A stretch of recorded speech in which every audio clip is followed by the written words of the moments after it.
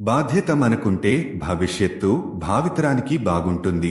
Registration మరియు స్టాంపులు ఆర్థిక లావాదేవీలను నిర్వహించడం, ఆస్తిని నమోదు చేయడం మరియు ప్రజా సేవలకు నిధులు సమకూర్చడానికి మరియు అధికార పరిధిలో రికార్డులను నిర్వహించడానికి స్టాంప్ డ్యూటీలను సేకరించడం. మీకు తెలుసా, భారతదేశంలోని వివిధ రాష్ట్రాల్లో స్టాంప్ డ్యూటీకి ప్రస్తుత రేట్లు ఏమిటి? స్టాంప్ డ్యూటీ రేట్లు వివిధ రాష్ట్రాల్లో 4% మరియు 7% మధ్య మారుతూ ఉంటాయి.